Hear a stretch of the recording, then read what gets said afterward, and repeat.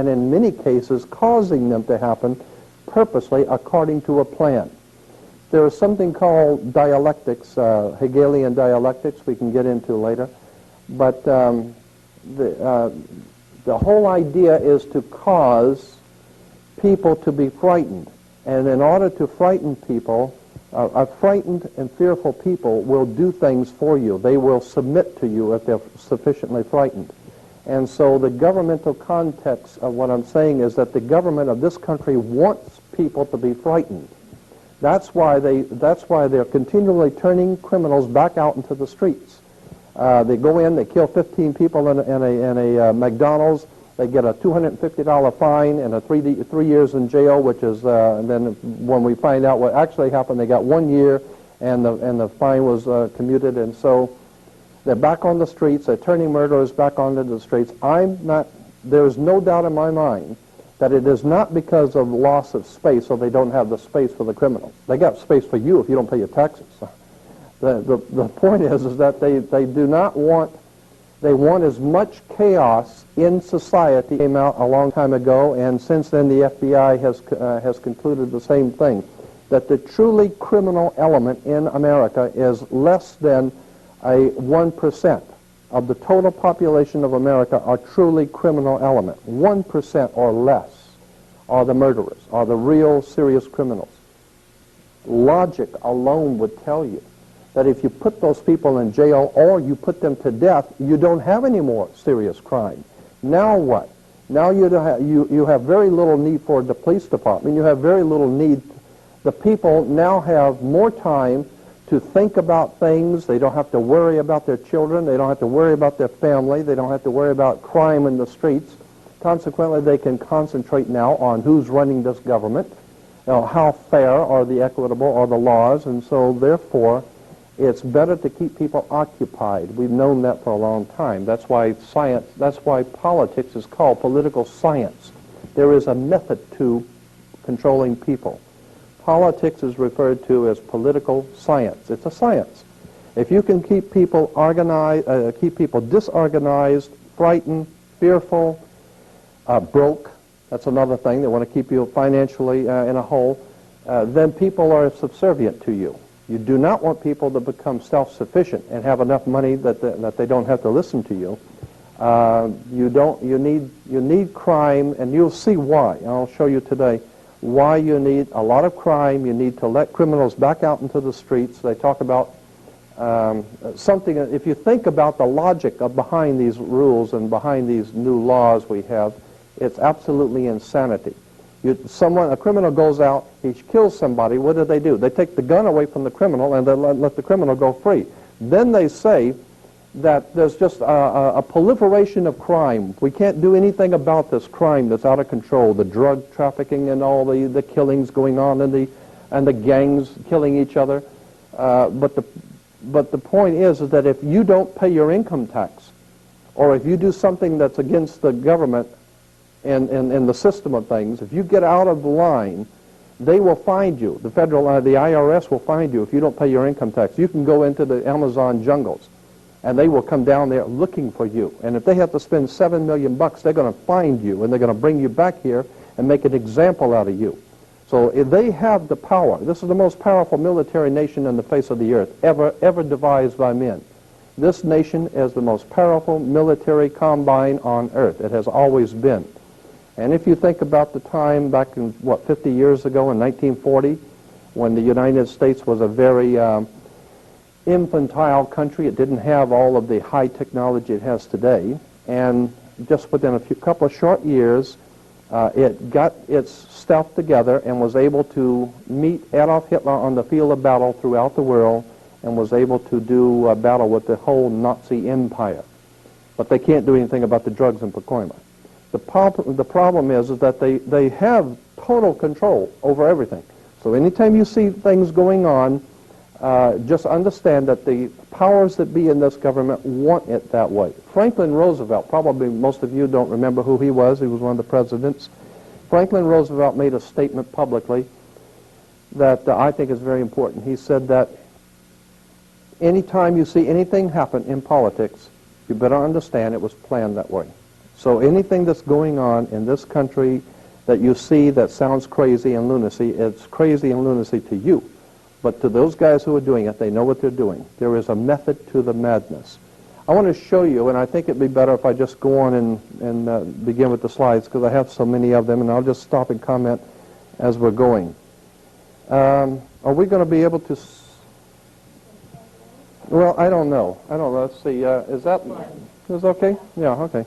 On the dollar bill, you'll see on the back of the dollar bill, you'll see the symbol on the left-hand side of the bill, which is annuit coeptus, which means our enterprise is now a success. Our enterprise is crowned with success.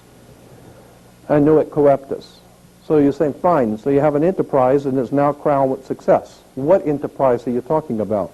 Novas ordo seclorum. Novas is novus, meaning new. Ordo is order, and seclorum is where we get the word secular, meaning the world. So it's new order of the world, the new world order. George Bush's new world order is now a success.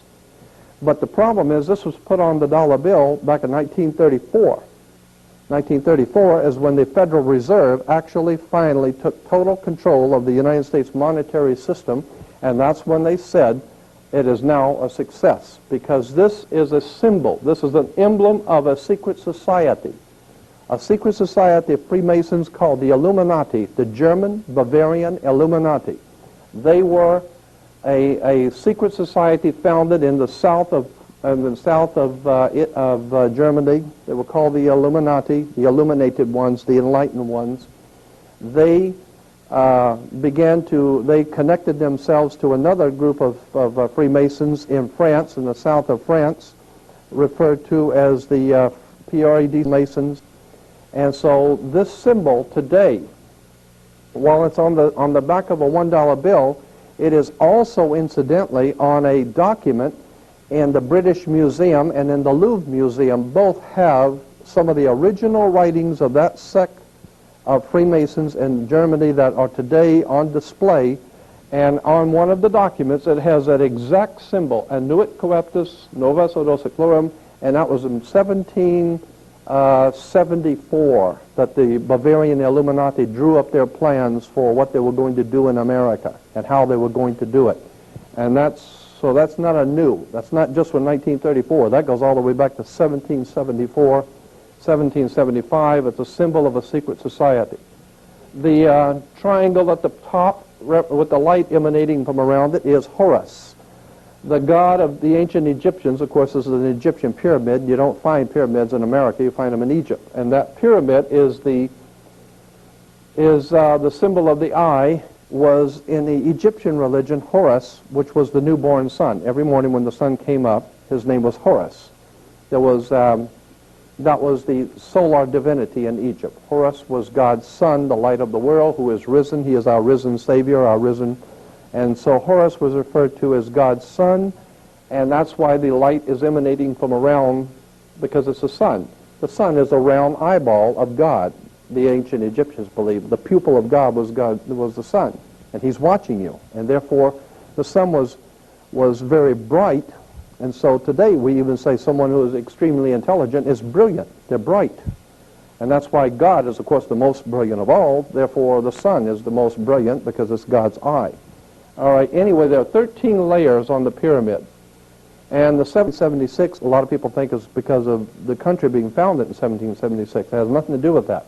As I said, this is on a document published back in 1774, 75, and then in 1776 the Roman appeared on it in Europe. So what it amounted to is that the 1776 was when this secret society actually formed into a secret, like any other secret society or fraternal order. There's a few years, and then there's a time when they actually get a charter and come together and actually become an actual organization. And then they get a charter from the government, and they actually are a legal organization. They were in operation in the 1760s, 1770s, but it wasn't until 1776 that they actually made themselves into a coherent order, and it was called the Order and Sect of the Illuminati.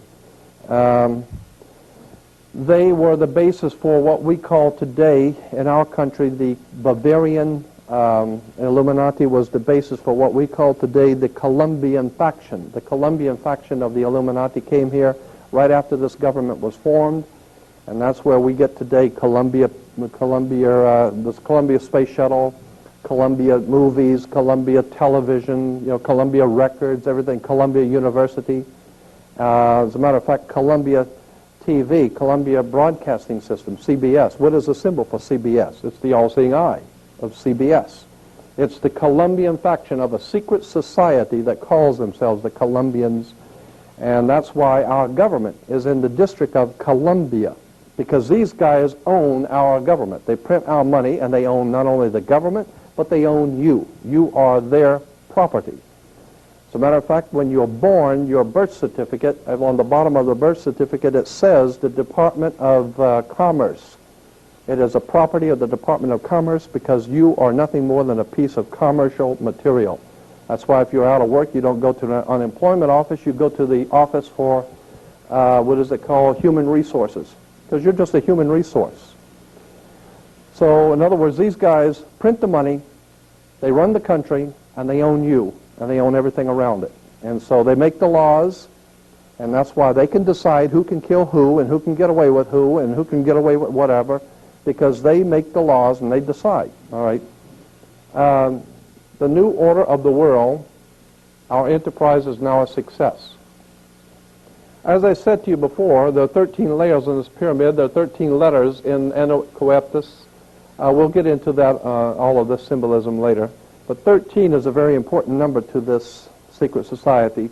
There are 13 stripes. There are 13 stars here, which make up the Star of David. The 13 berries, there are 13 leaves, 13 arrows. There are 32 feathers here and 33 feathers there. Everything is done in sequence of 13 because 13 is an unlucky number. That's why we say 13 is an unlucky number, because the reason why we say it's unlucky is because it is a divinely inspired number. It has to do with God in the heavens, and therefore it's unlucky for you. And it's not supposed to be used by you. 13, of course, is based on, this is what we call Masonic symbolism. Freemasons designed this dollar bill.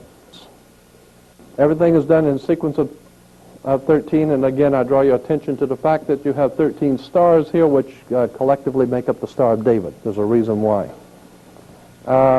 Here on the dollar bill, just to show you how clever these guys are and how crafty they are, they, on the $1 bill at the top, you'll see this little image right here.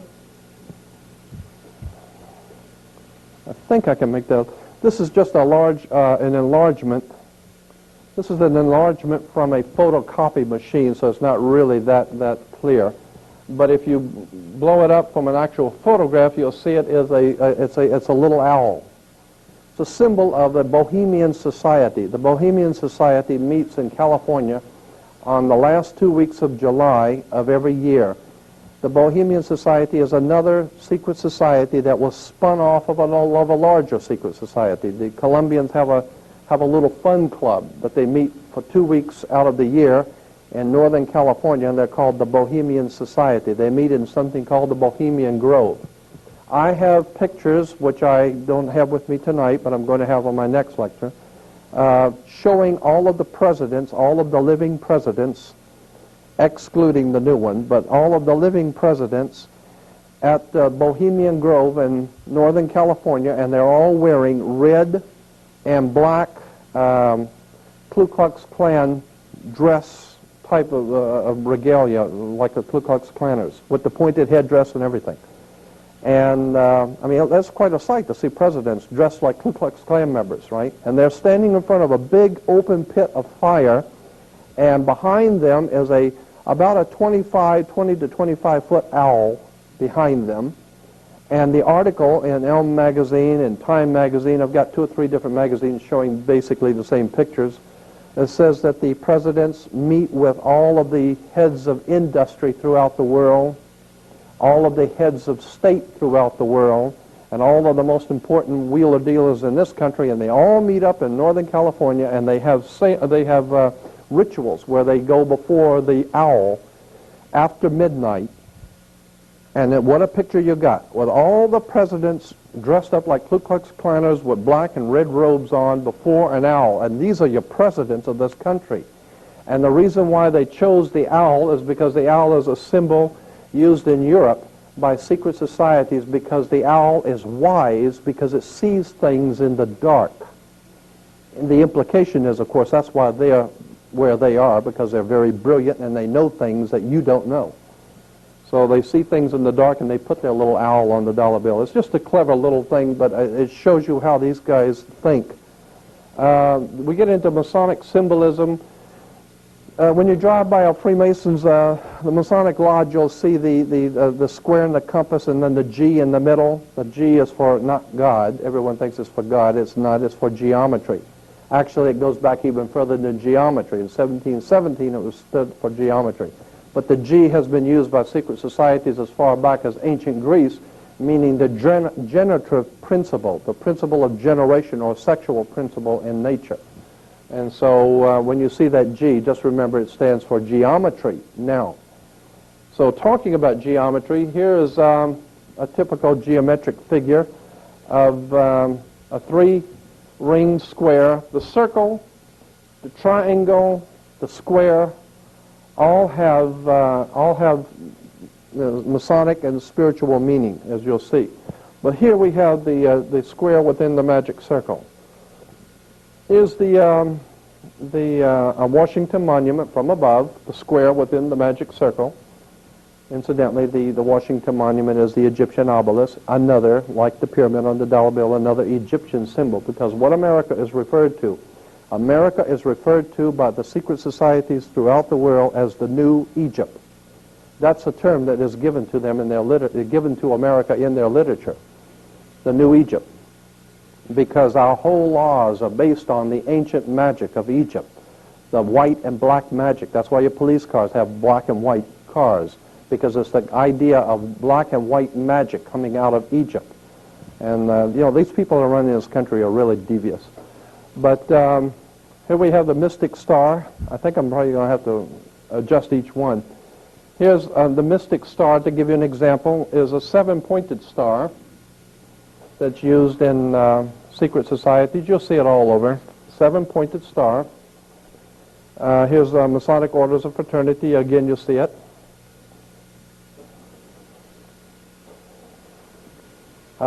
Golden Dawn, Enochian magic. Incidentally, as I said, this whole thing is going to be like a shotgun effect. I'm covering a lot of stuff. But the old symbol of John Wayne in the movies, remember in the old movies when the pilots were taking off on the aircraft carriers, you'd always see the military doing the thumbs up signal, when the planes were getting ready to take off, the thumbs up. Well, that thumbs up signal was developed for America by Aleister Crowley, one of the most master magicians the world's ever known. And he also developed for England, for Churchill, the victory sign, the V for victory. The V for victory is from the Jewish Masonic symbol for benediction and life. You'll see that in a few minutes too. But just to show you that symbols and emblems don't just happen. They're for a reason. They mean something. Again, we go back to the seven-pointed star. And California Highway Patrol, wait a minute, there it is. California Highway Patrol uses a pointed star. It has to do with the Enochian magic. And it's a magical symbol. The seven, of course, is the same seven, but the reason why we have 7 days of the week. The synagogues have the 7-candle lampstand, the 7-rayed kingdom. Everything is done in 7. It's a very important number.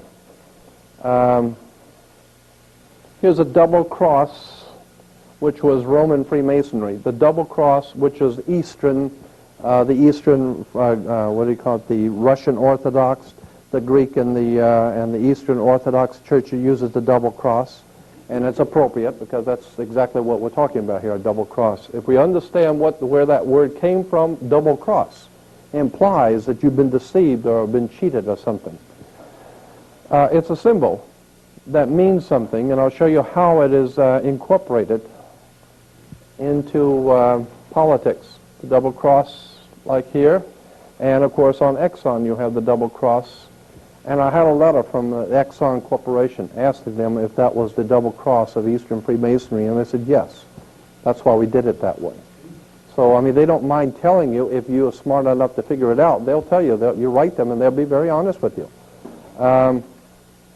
Here's interesting. This is probably familiar to you. The five-pointed inverted pentagram is generally, the inverted pentagram is regarded as something representing evil. The five-pointed pentagram, penta, of course, being five. If you take the arms off of a pentagram, the star, and when you have just the inside, you have what is called a pentagon. That's why the United States has a pentagon. The pentagon is a symbol. That's why, incidentally, Chrysler can use the pentagon symbol as a Chrysler symbol, because they're the ones that produced all of the half-tracks and tanks and everything else for the United States during the Second World War for the Pentagon. So they still use the symbol of the pentagon. But what's interesting is that this is an upside down with the point pointing down, the two pointing up, and this is a symbol, of course, as I said, representing the devil, and you see a lot of these killers and rapists and murderers, with the five-pointed pentagram. Here it is again, just showing you how it has its connotation with the pointing down, being the devil. Here's the first synagogue in Los Angeles of the B'nai B'rith in 1873, and up here, what do you see, is the inverted pentagram. We're talking about this is the first synagogue in Los Angeles, and they're using an inverted pentagram, which everyone knows is associated from the earliest ages in the Middle Ages with devil worship, okay? Here's a seven-rayed kingdom of God, how the seven flames and the seven candles of light. Incidentally, the seven-candle lampstand in the synagogue, the seven candles represent the seven lights of the heavens: Mercury, Venus, Mars, Jupiter, Saturn, the sun, and the moon. The seven ancient gods of the ancient world. So when you see the seven candle, that's a very holy seven-candle lampstand. No, it just represents the seven little lights in the heavens. And each one of those lights represented a god. Each one of those gods represented a day. So therefore, we have 7 days of the week to honor the seven-candle lampstand of the seven ancient gods of the world. It's all very metaphysical. It's all very strange, and it's all very well put together, if you understand how it works. Here's the shell oil. To give you an idea, let me back it up. I moved too quick on that. Here's the Panorama Mall, has an emblem, a symbol, and I put the shell symbol next to it so you can see what we're talking about here in shell is the sun rising between two triangles. The sun rising between, that's a sunrise, it's not a shell. Just like the Toyota, you see the sun rising, and I wrote a letter to the Shell Oil Corporation, and I sent them pictures like this, and I had some extensive research material I sent with them and said, is this true? Is this not, in fact, a shell, but it is a sunrise, which is a symbol of a secret society in Europe, and it is used in this way? And they said, yes. They wrote back and said, yes, it is a secret society symbol. It's been used for the last 100 years. Prince Bernard of the Netherlands was a member of this secret society. And so when you drive by a shell, just remember, it's not a shell, it's a sunrise of a secret society, and I'll get into that, what it means later. And it's just to show you how emblems and symbols all around us, and we don't even know what they mean. Here's another one. The eight-pointed star is two squares superimposed on each other. Get it better. There's a square here and then a square here, and it's called the double square of Freemasonry. The reason for the double square, the first square means that you play fair and square. You know, when you play baseball down at the town square, and if you, anything which is legitimate and right according to the secret societies is square. You play fair and square. And if you go to jail, they'll give you 3 square meals. It's fair. It's the right thing to do, right? And so the whole idea is square means that everything which is right and legal and just and everything's squared. So that's why even in court they say, well, your testimony doesn't square with the facts. It's square means things which are right and correct. When you superimpose another square, the implications of the second square, which you will see, means disorder. It's the intertwining of both order and disorder, meaning that you have the power over what is right and correct, and you also have the power over disorder and things which are not right and which are not correct. And so the same people control both chaos and order. Incidentally, that's why you have, well, I better not get into that because that's going to come up in a minute. Here it is again, the double square Freemasonry. The chevron oil is actually the double square Freemasonry. See, this is two squares. Oh, wait a minute. This is two squares. What this chevron is, and that's the word chevron. You'll see on the military, the police wear them on their arms, and the military wears the insignias of power. They're called chevrons because they are squares. It's a box. That's a box, and this is a box, and this box is sitting on top of that box. And if you draw a line, for a triangle back here, you'll see it's two square boxes sitting on top of each other. It's referred to as the double square or the chevron of Freemasonry, the double square Freemasonry, okay?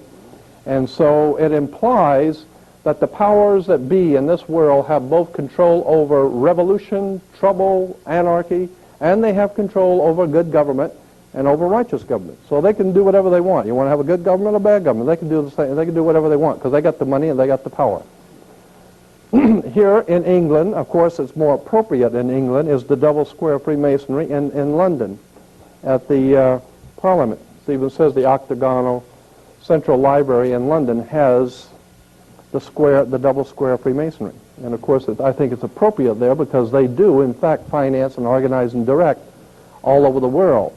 All kinds of bloodshed and violence all over the world is being organized, directed, and financed by the United States government and the British government together. Britain and America are the reason for the violence and the chaos that we're seeing throughout the world today. In Yugoslavia, it's all been planned. This is all part of something that the United States is doing in the Middle East right now, and Yugoslavia is going to pay for it. Again, we have the double square. All right.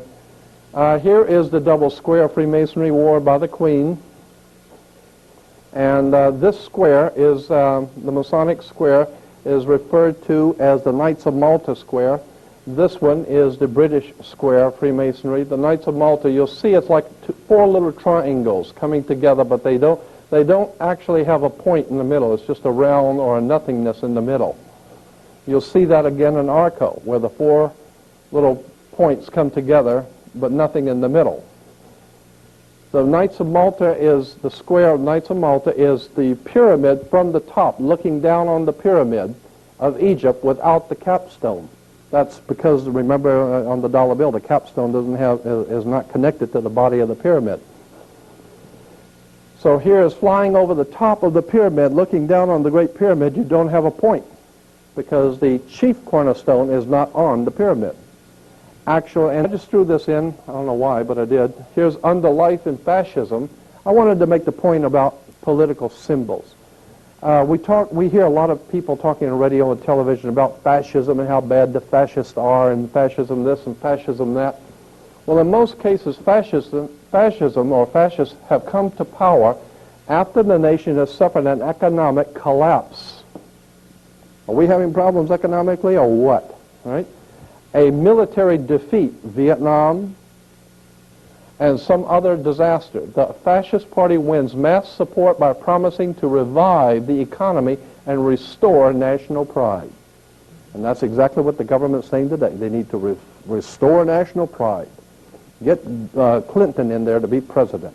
And no one seems to realize Bill Clinton is a Rhodes Scholar, trained in England and London, England, and Oxford University, bought and paid for by the Rockefeller Foundation, financed and organized his education. He is nothing more than a yes man for the power elites in this country. They want another candidate because he looks good. Personal liberties are severely limited under a fascist government, which is, I'm saying that's what we have here. And the government also controls newspapers, or radio, and other means of communication. That's why I'm not on nationwide television, right? And it issues propaganda to promote its policies, and boy, this government does that. Let's see. Oh, yeah, wait a minute. This is interesting. A secret police force crushes any resistance. I like the word crush, because that's what they do. You get in their way, they come out and beat your brains out, right? So, Here is a symbol of fascism. I thought I had one. Yeah, here it is. The French fascism. This is the symbol for fascism. A bundle of sticks with a hatchet head. Here is here's another, incidentally, behind a red shield. He's standing here, it says Robin Hood.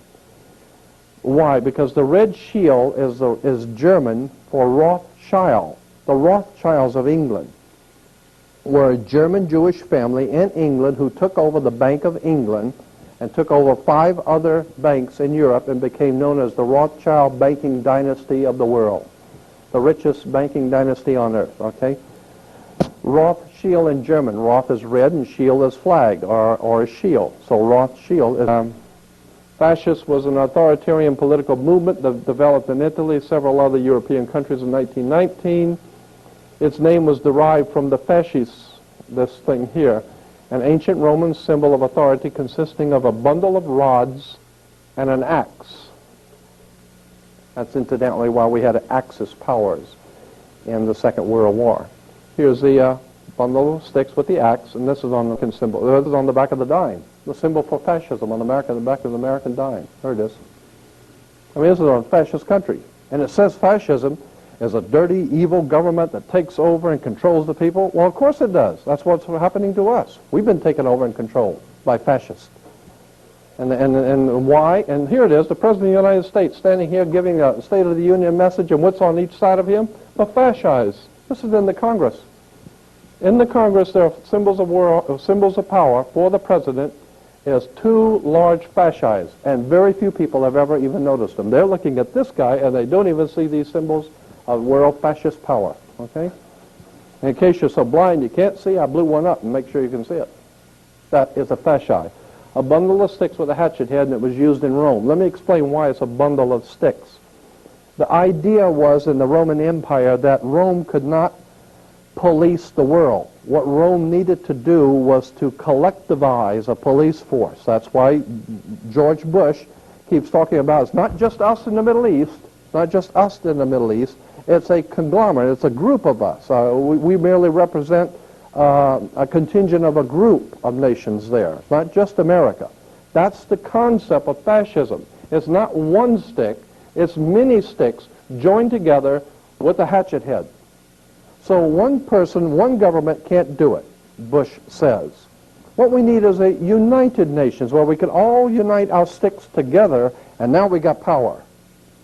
Now everybody crawls on their knees and kiss the boots because they have a collective consensus of fascist rulers.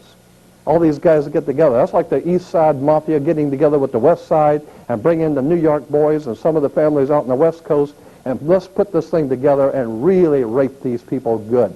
And that's what the symbol of fascism means. They now have an axe tied together with a consensus of power.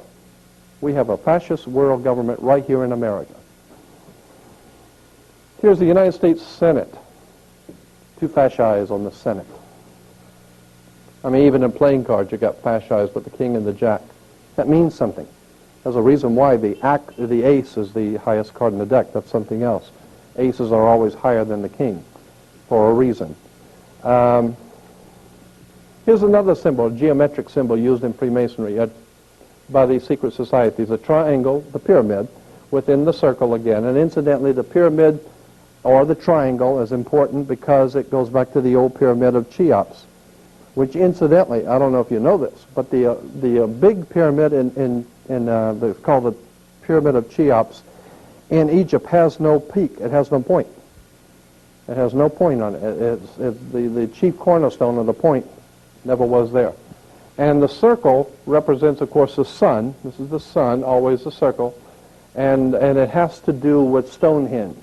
Stonehenge is a symbol for the sun in the old ancient Anglo-Saxon Germanic secret society. So that's why Stonehenge and the pyramid are connected. The numerology in Stonehenge and the pyramid are both the same. There's a lot of interesting stuff there when you get into the numerology of the pyramid and Stonehenge. But here's an example of how symbols are used. All right, here's a dictionary of Freemasonry, and here, I'll blow it up. You'll see the triangle and the circle again, and here's the cross and the crown, and we'll go through that in Holy Bible, and the G again for God, which is actually geometry. But this is the triangle and the circle, okay? It's because of the triangle and the circle here. And it has to do with God. It's a symbol of God. It's used in Freemasonry. It's, again, we'll go through. Here's the Bible, Star of David, and up here at the top. Oh, and here it is. But over here on the bottom, it's called the Royal Arch. You may have heard of that in Freemasonry, the Royal Arch degree. And there it is again.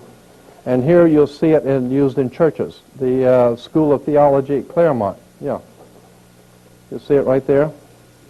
Used in churches because Claremont School of Theology is a Masonic college. It's financed, organized, and directed by a secret society in Europe.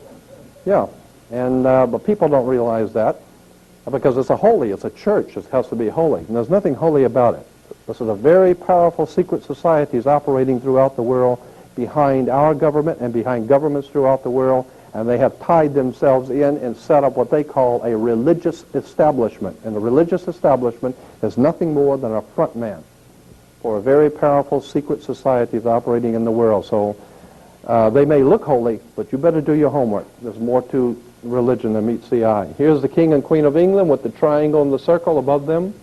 And incidentally, this is a whole different subject of the British royalty. The reason why we call them the royal family comes from Egypt. Osiris, Isis, and Horus were the original trinity in Egypt that was referred to in Egypt as the Holy Family, the royal family.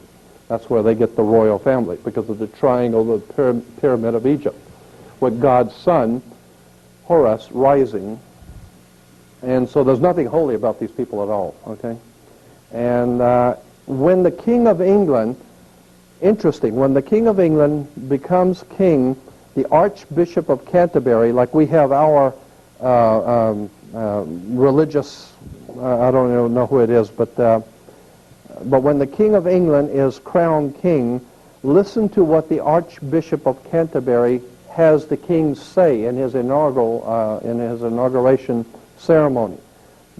Prince Charles, if he becomes king, incidentally he won't, but if he did become king, would say upon taking the throne, the Archbishop says, "You are now being crowned King of England for Jesus Christ. You are sitting on the throne of David for Jehovah, the God of the Old Testament. You are, in fact, Messiah waiting for, or Shiloh, who is waiting for the Messiah to come back. So you are going to rule God's kingdom until Jesus Christ comes back." That's what the king is told in his initiation rites. The King of England sits on the throne of the God of the Old Testament for Jesus Christ. He represents God's kingdom. And of course we understand that God's kingdom is going to unite the world in some wonderful paradise condition, and therefore the England is referred to as the United Kingdom. So this is it gets very, very interesting when you see where royalty comes from. They actually believe that God put them there. They're a holy family. But the whole thing is based on Egypt, pyramids, triangles. To give you an idea, El Salvador has the triangle, and they have the circle and triangle. Incidentally, let me go back here.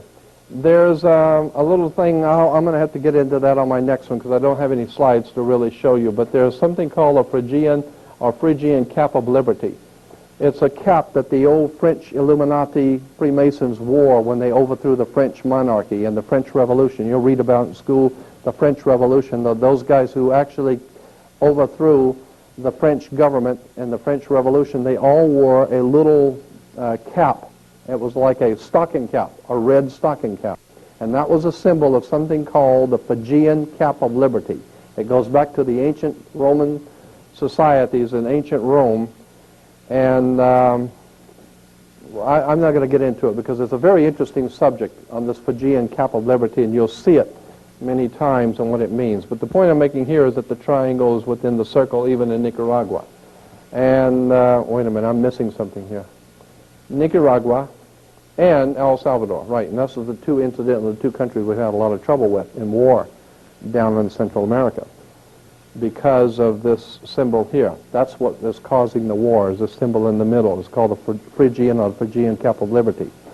Just shows you how the triangle and the circle is used. Here's another symbol in Freemasonry. On the Bible, you'll see the cross and the crown. The cross and the crown, of course, is the cross of Jesus within the crown of salvation or whatever. But if you go back to Freemasonry again, you'll see the cross and the crown. The cross and the crown is actually on a chart of Freemasonry, the Scottish and York Rite. We have two rites of Freemasonry in America. The two most important ones are the Scottish and York Rite. The York Rite comes from England, York, England. And when the York Rite came from England, and again I'm saying that this is like a shotgun effect. I'm just making you aware of some interesting little connections. We can get into all of this later. But the York Rite comes out of York, England, and the Duke of York. Prince Andrew is the Duke of York. The Duke of York, the York Rite Freemasons come to America. When America was founded, the first thing they did when the Columbians came over, the York Rite Freemasons came over. And they set up what they call New York. And New York is the Empire State. That's why we have an Empire State Building. New York is the Empire State because it's the new state of the empire, of the New World. It's the New World's Empire State. And the Empire Strikes Back. We get into George Lucas, Steven Spielberg with their Empire Strikes Back and all of that kind of stuff. Because there's symbolism in these Indiana Jones and all that, Star Wars stuff. But anyway, here's a Scottish Rite. They have 33 degrees. And the reason why you have degrees of Freemasonry, see, the first, second, and third degree. At the third degree, that's why, incidentally, when you're in court or the cops pick you up, they give you the third degree. Right? Reason because the police department is a Masonic order. They wear the Masonic symbols of power on their arm. Incidentally, that's why they call the armed forces, because they use their arm to beat your brains out. And here's the 3 layers of Freemasonry, first, second, and third degree. They're giving you the third degree. Then once you become a third degree Mason, you can either go into the Scottish Rite or you can go into the York Rite. The Scottish Rite is referred to as the Egyptian Rite. Everything that they teach and believe is based on Egypt. Or you go into the York Rite, and everything they teach and believe is based on the old York order, which is supposedly called Christian. Right? So at here again, you have the Royal Arch Masons. Royal Arch is very important with the triangle and the circle, and there's the Knights Templar emblem again with the cross and the crown.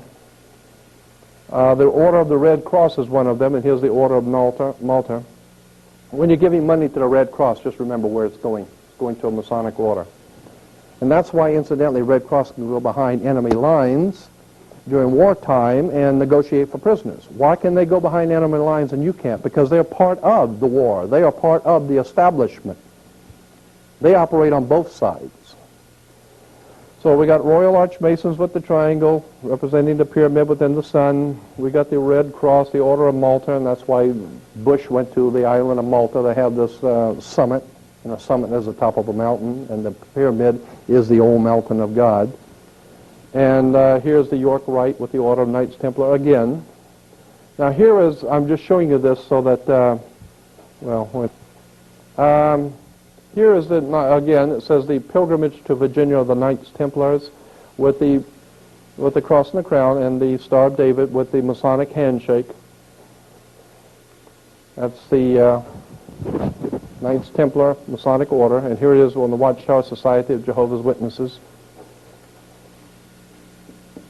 So a lot of people, poor Jehovah's Witnesses, they have no idea in the world that the man that founded their order, Charles Taze Russell, was in fact a York Rite Freemason. He was financed out of London, England by Lord Philippi de Rothschild. His money came from England to found an order called British Israel Freemasonry.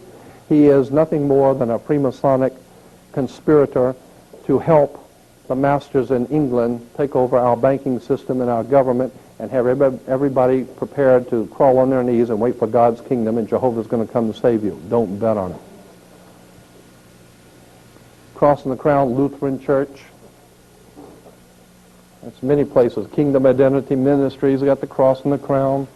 It's found in different churches throughout. Here it is again. All the, these are like what am I trying to say? A catalog for religious symbols. And here's a grinning Cheshire cat with his and he's got the cross and the crown. So when you go to churches and you see this cross and the crown, just know there ain't nothing holy about it, and don't represent nothing holy. It represents a very powerful secret society. Same people who are printing your money are directing the churches. Freemasonic orders. Here's Christian Science, cross and the crown. Mary Baker Eddy's husband was a Freemason in Germany. He was connected to the Cross and the Crown of the York Rite. You find it everywhere. And I'm just making a point, and the point I'm making here is that so many things that we see in churches we think are religious, we haven't got the faintest idea where these churches came from and what they mean. Here it is on church rings, commitment to Christ, and where they have Masonic symbols on the... Anyway, here's right here in Pasadena, the Methodist Hospital right over here. We're walking distance. Methodist Hospital, Southern California, Masonic emblems from Europe with the cross and the crown. And they're called, incidentally, those this is interesting, those Freemasons who are operating out of hospitals are referred to as Knights Hospitallers. They are the Knights Hospitallers. They are the ones that have control over the health in America. The American Medical Association, the American Health Associations, all hospitals come under the Knights Templars, or what they call the Knights Hospitallers. So when you hear all this crying and complaining on the news by the politicians talking about the absolutely prohibitive cost of medical care, what they're saying is our brothers in the Knights of Hospital, the Knights Hospitallers, need some more money. So they're jacking up everything. We're being had. We're being had by some very powerful secret societies that control our very life. Everything we see, everything we hear, our food is dominated by them. They're putting chemicals in our food. They're killing our people. They're beating people up in the street. They don't really care. These are fascists. They don't care a thing about you or anybody else. They have only one thing in mind, and that is the direct control over the human race. It's called the New World Order. Here's a community Bible church over in Van Nuys, off of Van Nuys Boulevard. Incidentally, you'll see pyramids all over it and triangles. And here's the front. And inside, you can't see it too well. I got to do a better picture of that. But anyway, it's the cross and the crown. Santa Anita Apostolic Church, cross and the crown. It's right here on the Santa Anita Boulevard. Here's another one. This is over here on Colorado Boulevard in Pasadena. It's I think it's a Presbyterian church or a Methodist, I'm not sure. Inside, here it is again. And so when people see all of this, it looks very holy. What you don't understand is that this comes from the Middle Ages. These are symbols out of the Middle Ages of secret societies of Freemasons. These are Freemasonic emblems, the colors. There's a reason for the blue. There are a reason for colors. There's a reason for the symbols. It hadn't got a thing to do with the Lord. It hadn't got anything to do with anything that's holy. These symbols come out of the Middle Ages, out of Germany and France and Spain and England. And as they move into our country and taking over our land and subverting us into slaves, they give us all of these symbols and emblems with their Masonic order of Knights Templars. And they think they have pulled it off. But like Lincoln said, you can fool some of the people some of the time and most of the people all the time, but you can't fool everybody all the time. They haven't fooled me. I've been on this for 35 years. I got associated with this through my mother's uncle when I was a little kid. He worked at the Vatican Secretary of State's office as a civilian. And every 3 or 4 years he'd come home and talk about all of this stuff. So I grew up listening to this.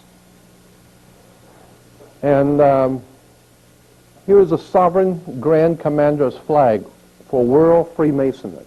Okay? And on the supreme flag, which is, of course, they accepted all over the world. Incidentally, if you go into a court today, when you go into a court, if you see an American flag in any court, state or federal court, if it has a gold fringe around the flag, do you know what that means? There's a very good reason why certain flags have a gold fringe, and other courts, the flag does not have a gold. Happy. We're at war. You see that gold? That means sovereignty. We are at war. Gold fringe means martial law. So when you go into a courtroom to pay your fines or a ticket or anything, and you do with something called, but the words ordo ab chao. You'll see it, ordo ab chao. You'll see it in Masonic literature, the double-headed eagle. Incidentally, you probably have seen the double-headed eagle many times. The double-headed eagle in Freemasonry means the Masonic order is symbolized by the eagle. Incidentally, we have an eagle as our symbol in America. But the double-headed eagle means that it is a Masonic order that has jurisdiction, like the eagle of America has jurisdiction over us. The double-headed eagle implies, according to Masonic literature and all their reference work, implies that the Masonic order has jurisdiction over the Eastern world and over the Western world, over the East and West. So in Russia and China and all those bad, evil people over there, as opposed to Western Europe and America and England and the West, it's still the same game. Ordo ab chaos, in Latin, order out of chaos. So what we're talking about here is these people are causing, financing, organizing, and directing chaos. And for what purpose? To bring about a new order. To keep you frightened, keep you scared, keep you broke, and keep you on your toes. And while they're keeping this chaos going, they are instituting a new order, and you didn't even know it. In other words, it was bad enough as it was. Now it's really going to get bad. So, order of chaos again. You see it everywhere. Incidentally, you'll always, when you see Masonic orders, you drive by and you see in front of Masonic lodges, you'll always see the double-headed eagle perched on a sword, always on a sword, because they said real power comes from the sword. And that's the way you create chaos, is with the sword, with violence. And out of that violence, ordo ab chaos, order out of chaos. That's why they had television shows, comedy shows a few years ago on television. One was Get Smart. While they tell you, anytime somebody's telling you get smart means that you're implying you're an idiot. Get smart, wake up. Get smart. What were the two sides in Get Smart? One was chaos, and the other was control. Right? Get smart, wake up. This is what's going on here. It's a scam. So when you see that everything, all this rioting and all this killing, the gangs killing, that's all being planned. This government is planning this government is planning gang warfare. They want the gangs to kill each other. That's part of the strategy. It's incredible. Ordo ab chaos. Anyway, order from chaos to control. Here's a California Senate, California legislature, 1953, Senate Investigating Committee, published by the state of California. Okay, and it says, so-called modern communism is apparently the same hypocritical and deadly world conspiracy to destroy civilization that was founded by the secret order of the Illuminati in Bavaria, 1776, May 1st. The World Revolution conspiracy appears to have been so well organized and to be ever continuing and ever on the alert to take advantage of every opportunity presenting itself or that the conspirators could create.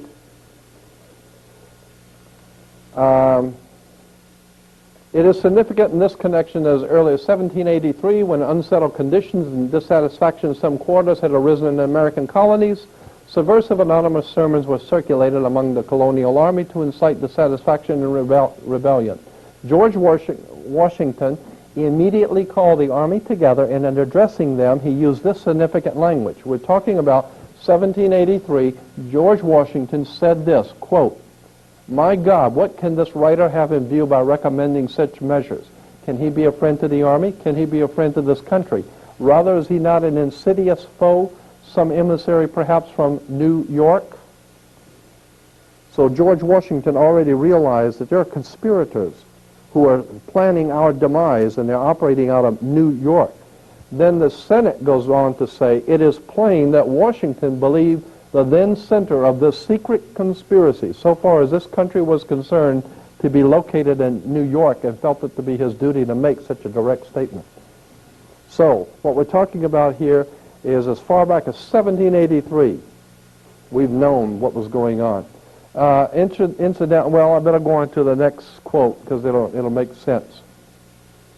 The recognition of May 1st, 1776 as the founding date, which is on the bottom of the pyramid on the dollar bill, 1776, had nothing to do with founding this country in 1776. It has to do with the founding of the Illuminati in 1776. The recognition of May 1st, May Day. That's why military, when a plane's going down or there's trouble, They call it, it's a Mayday call. It's a Mayday. Mayday means trouble. That's right, because these people are trouble. They cause chaos, violence, revolutions throughout the world, bloodshed in Afghanistan, in Yugoslavia. Anytime these people decide they want you, that's trouble. It's Mayday, and that's the symbol for them was May 1st. That's when their conspiracy was formed in 1776. Now, the recognition of May 1st, 1776 as the founding date of this world revolution conspiracy is not difficult to understand when it is realized that May Day is frequently celebrated even in recent times by rioting and bloodshed on a worldwide scale. That's why the Soviet Union always had their May Day parades, because the Soviet Union was always going out and killing people and murdering people, and they would celebrate on May 1st, because what they were saying on May Day was that they're celebrating the world conspiracy. They're celebrating the world Masonic conspiracy that is financing the Soviet Union. And incidentally, and as it says, it's often celebrated, even in recent times, by rioting. That's when we had our last riot in Los Angeles, was on May 1st, May Day. I mean, the thing that happened in Los Angeles was set up. The CIA and the federal government set up what we call the riot in Los Angeles. They set up those four guys to, the whole thing was a setup. Dick Gregory even got into this for a 3-hour talk on KPFK, where this whole thing of Rodney King beating was a setup. It was all planned. It was purposely planned. It was purposely designed because they knew the people would be angry and would riot. It was a setup. The whole thing. That's why in wartime, we call in this country in wartime, generals talk about the theater of war, the Pacific theater, the Atlantic theater, the European theater. The theater implies it's an act. It's a plan. It's just a theater. It's entertainment. You know, that's all it is. It's a theater of war. In other words, when you see all this violence and raping and killing going on in Czechoslovakia or Romania or wherever the hell it's going on, or in Yugoslavia, it's all been planned.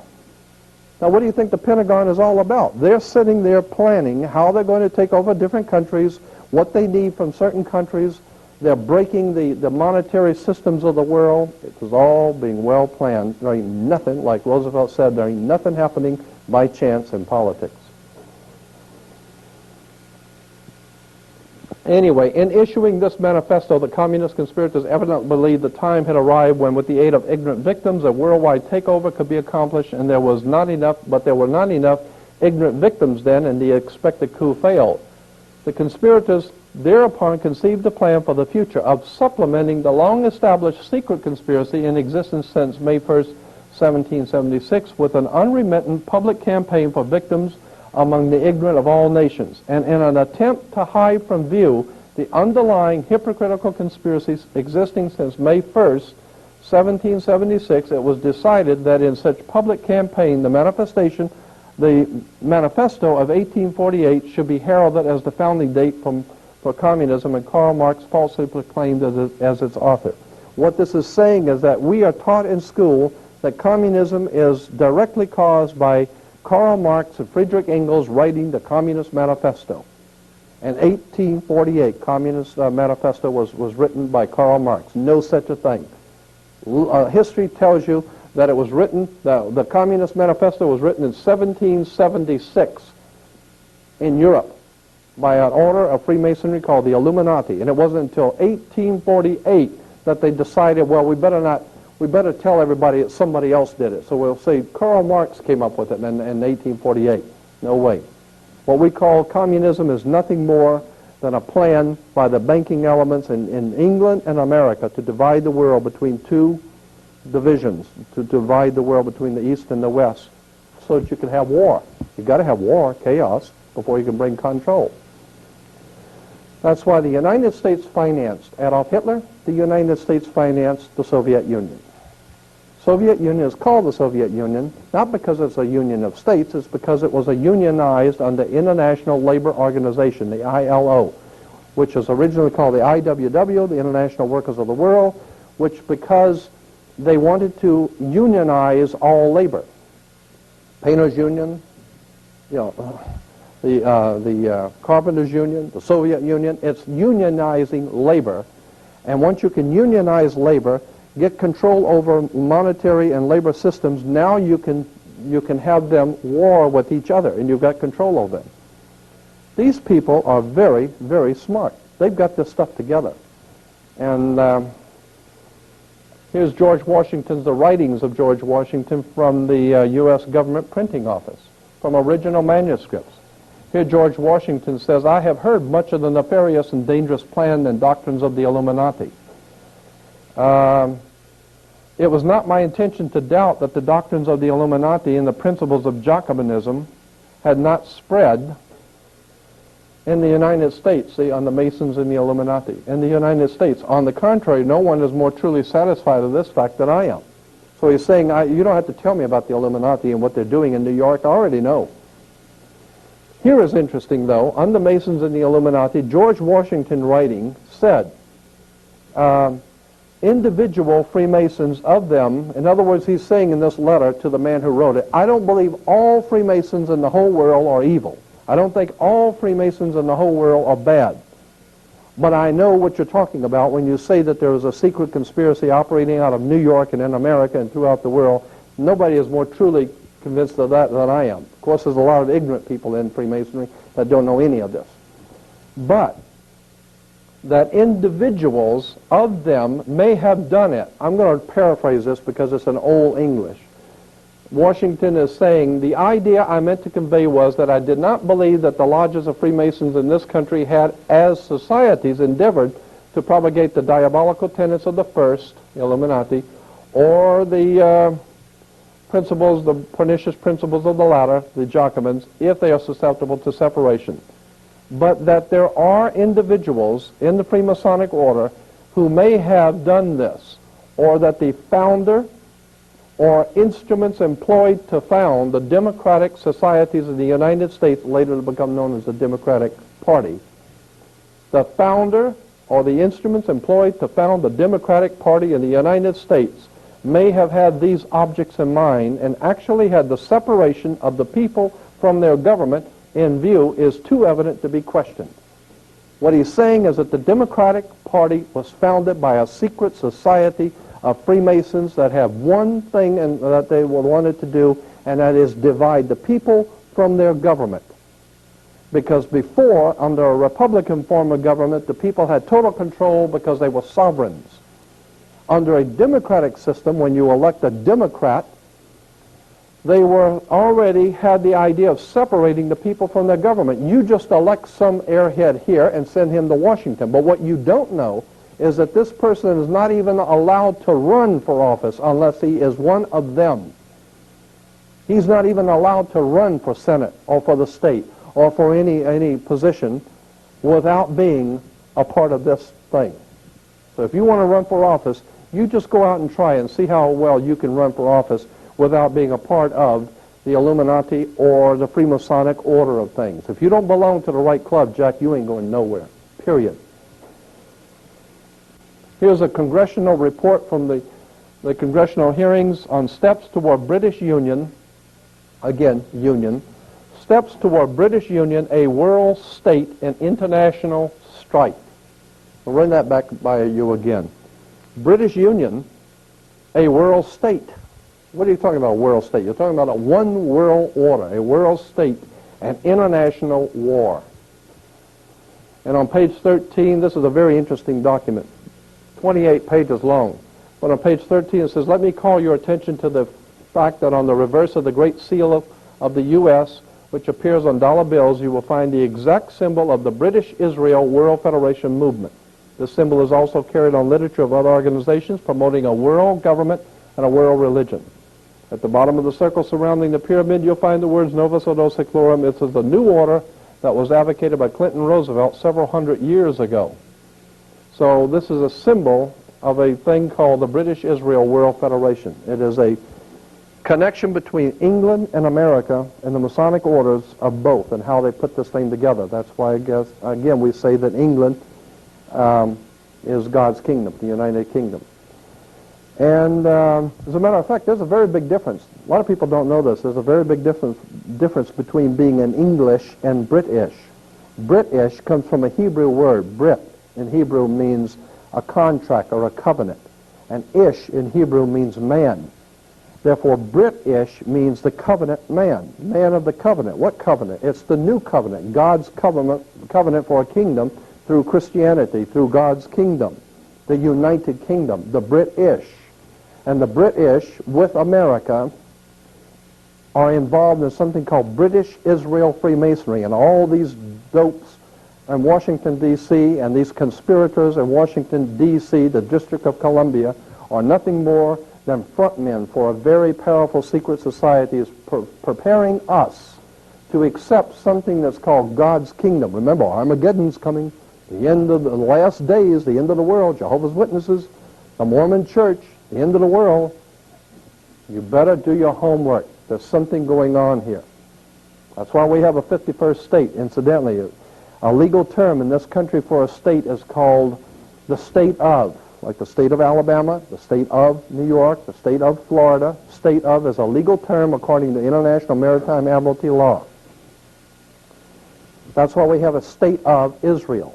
Israel's not a country, it's not a nation, it's called the state of Israel because it was set up as part of our federal system.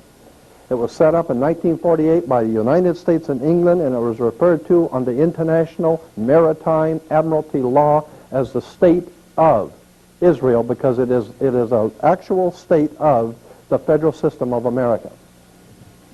So you better figure out why too. There's a reason for it. Here is a symbol taken from a Freemasonic book. They didn't know I had, and here's the fires of revolution and trouble, anarchy, the cauldron of fire they call it in Freemasonry, the revolutionary trouble, and here's the pyramid with the Masonic. And down here you have three contingents or three factions of Freemasonry always at war with each other. You have the Pope, which is incidentally, the Catholic Church is a Jewish Freemasonic movement founded in the Middle Ages in the year 325 by Constantine. It is a Jewish Freemasonic political movement. That's why the Pope wears the little yarmulke. He wears the little yarmulke with the cardinals. They wear the tellus. All of these symbols and emblems in the Catholic Church are nothing but Jewish Freemasonry. Huh? Kabbalistic Freemasonry. You'll see. I'll give you a lot of examples of that very quickly. This represents Rome, or the Roman Freemasonic orders, and incidentally, you'll see a lot of this stuff in Godfather 3. In the movie Godfather 3 is a lot of this stuff talking about the secret societies and the Freemasons operating in the Vatican and all that kind of stuff. And, incidentally, the guy who directed those shows and put them on the Godfather series, Francis Ford Coppola. I was doing some research at the police department down at Parker Center, and in their files, they have a whole file on Francis Ford Coppola. Francis Ford Coppola's father was Carmine Coppola, who was a Don in the Mafia in the city of Corleone, Italy. Huh? Corleones? That was his father. His father was a Don in the Mafia in Corleone, Italy. That's how you can make such a great movie and know so much about it. Hell, his father is the Don in Corleone. Yeah? So, anyway, incidentally, I think Francis Ford Coppola is great, but I mean, he's very knowledgeable. He's put stuff together, and you better figure out where he's getting all that money to make, Apocalypse Now and all the, hundreds and hundreds and hundreds of millions of dollars. Where's he getting the money from? I mean, where do these people get the money from? They're getting it from secret societies and fraternal orders that are the powers behind our government, okay? So here we got the Vatican, we got the Knights of Malta, and the King of England. And they're all in there working up the fires of trouble all over the world. Here's the Pope with the yarmulke. Why, I ask you, are all of the politicians and all these world leaders all on their knees to the Pope? It's not because they're Catholic. I mean, here's the Emperor of Japan, Japanese, and he's on his knees, or getting ready to. So how come these people are all on their knees to the Pope? It has nothing to do with the fact that he's Catholic. It has to do with the fact of who he represents. He represents a very powerful secret society referred to as the Knights of Malta. And in world Freemasonry, there is something we call today an unwritten code of ethics among the thieves. I mean, you may be the East Coast family and the West Coast family, but when you meet, there's a certain respect for each other. So the Eastern nations, they respect that he represents a very powerful secret society of the West. And so it's only honorable to show respect. It doesn't mean we can't have a war. It doesn't mean we can't kill each other. But this is a state affair, so we all on our knees. And these symbols here, the stripes going over the shoulders, all are Masonic emblems. They always represent who you are in the Masonic structure of things in world Freemasonry. That's it, exactly. That's why they killed John Kennedy, too, because the Pope, they were afraid. Freemasonry in this country was very much afraid that John Kennedy was going, the old Joe Kennedy was going to start a Catholic dynasty in America. And that's one thing they're not going to have in America, the Catholic dynasty. You can't help it once in a while a Catholic will get elected or something, but we didn't have no dynasty here. I mean, every time you turn around, Joe Kennedy had, 15 kids? My God, he was going to have kids galore. And he wanted to have all his sons be president, and, congressmen, senators, always going to be a Kennedy doing something every time you turn around. So somebody decided to take Kennedy out. It's interesting that Kennedy, all the stuff around Kennedy's assassination is just filled with secret societies, fraternal orders. All you need to do is see JFK and you know there's something going on here. Anyway, here you got the Knights of Malta on Nazi soldiers with Adolf Hitler. That's because Adolf Hitler was connected with the Vatican. The Vatican signed concordance with Adolf Hitler. And that's why Mussolini and Adolf Hitler and the Pope, they were the enemies of Jewish Freemasonry in America. That's why if they're going to kill a few Jews in Europe, who the hell cares? I mean, that's business, you know. That's why Hitler was killing Jews, is because the Vatican was an opposing branch of Freemasonry, which was a Gentile Roman branch of Freemasonry, which is why Rome, Mussolini of Italy, joined together with Adolf Hitler because they were trying to reestablish what is called an Aryan system of laws and science in the world as opposed to the New World Order in America. So when you see all these things happening on a world scale, they're not just happening. There's reasons for all of this stuff. You know, here's Nazi officials. They look like some of the people who run this country. They're just like it, too. And they look about as, yeah, don't they? Don't they look like governors and senators and whatever? And so here's an emblem right here. This is the Knights of Malta. They all wear the Knights of Malta symbol, Masonic Order of Malta, Roman Freemasonry. But then down here is this is the Military Order of Malta. Incidentally, when you see the round circle with the swastika was the old Aryan Hindu symbol for the sun. Like the Egyptians had Horus, well, the ancient Aryans of India had the swastika for the sun. Incidentally, the swastika for the sun for the Aryans and the Buddhists, the broken legs went the opposite way. Hitler inverted them and went the opposite way. The Aryans had it going clockwise, which meant something spiritually in the esoteric. Hitler broke the legs and made it go backwards, which meant it's going back to the east instead of going to the west. So he was reestablishing the old Aryan empire on the ancient Eastern occultism. All of this has to do with secret societies and subversive movements. But anyway, this Knights of Malta religious emblem here on this one is interesting because when you enlarge it, I think I need to, that's pretty good. You'll see that it is the same one as the other one we showed on the before, Knights of Malta, but you'll see it's two circles. There's an outside circle and an inside circle, all right? Here it is again. Outside circle and inside circle, okay? Knights of Malta, religious Knights of Malta cross. And there it is again. But where is this at? It's in Pasadena. First Congregational Church in Pasadena.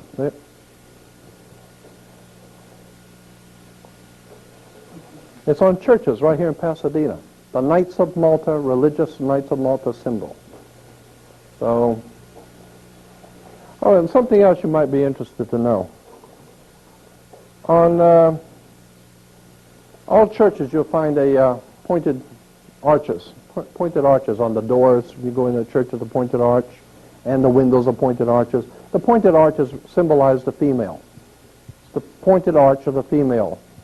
And that's why the male, that's why they would never allow women to be priests in a church, because the philosophy which gave birth to what we call Roman Catholic or Western Christian civilization was based on the female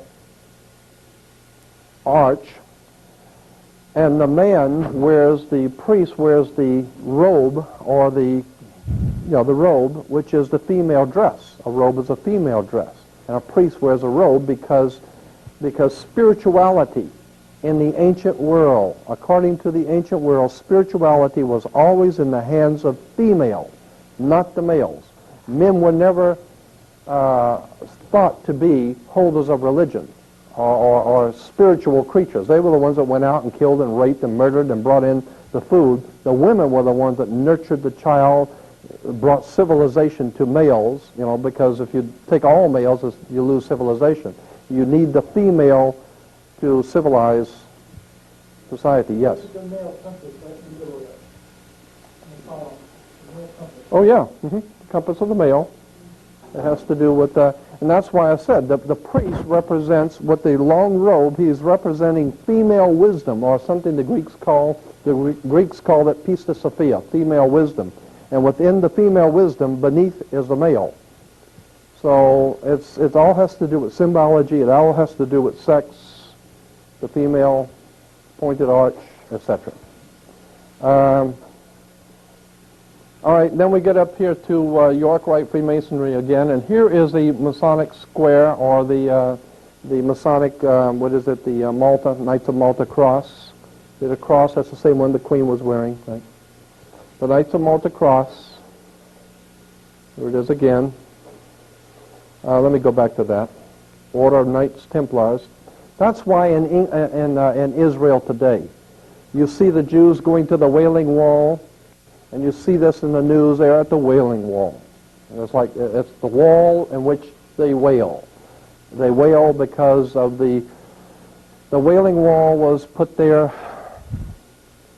It's a very difficult story to say in a couple of words, but that's where we get Wall Street, from the Wailing Wall. The Hebrews who wail on the Wailing Wall of Wall Street. It has to do with symbolism, which goes back to Solomon's Temple. Solomon's Temple was the symbol and the home of what is called the Knights Templars, Knights of the Temple. That's why Steven Spielberg has the Jedi Knights, and the Empire Strikes Back and the Jedi Knight. Incidentally, according to, if you go to the library and look up the Masonic folklore, you will see that the spiritual connection between the Freemasons of the York Rite and God was a little spiritual creature they called Yoda, with little pointed ears, and he was a magician. They call him Yoda. Yoda comes from Yoda, or Judah.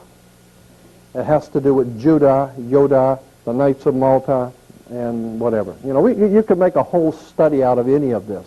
You could make a 3-hour lecture out of every single thing I'm saying. You could spend hours on it, but I'm just throwing all of this stuff in just to show you that there are connections that can be made. Anyway, the Knights of Malta with their Maltese cross. Here's another Knights of Malta, 33rd degree Freemason with the Knights of Malta. Okay.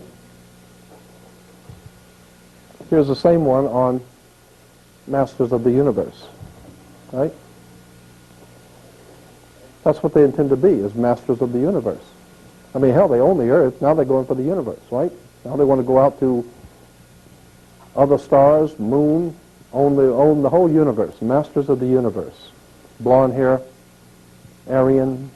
Remember Hitler with the blonde hair, Aryan, Knights of Malta, Catholic Church, kill the Jews.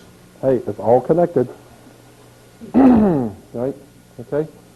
You get the Knights of Malta again.